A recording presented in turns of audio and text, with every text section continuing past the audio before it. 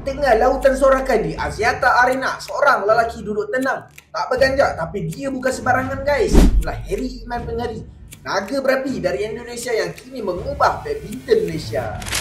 30 tahun lahirkan juara Olimpik, juara dunia dan juara World Tour. Kini hanya 3 bulan di Malaysia, tapi hasilnya luar biasa. Beliau bawa satu gaya, speed, power dan pantang kat shuttle. Ahad lepas, dua pasangan anak didik bertembung di pentas final Malaysia Master Aaron Chia Sohuyi versus Wan Wei Chong dan T Kai Woon. Inilah impaknya satu final Malaysia sepenuhnya dan dimenangi oleh Man.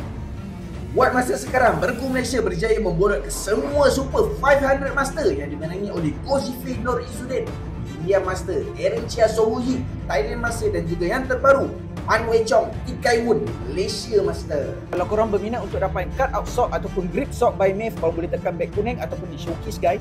Kalau ini baru 3 bulan, bayangkan 3 tahun lagi Malaysia mungkin ada harapan besar membawa goals utama kita, iaitu first gold medal Olympic. Tag sikit member yang selalu cakap Malaysia tak ada harapan tu, jangan lupa follow guys.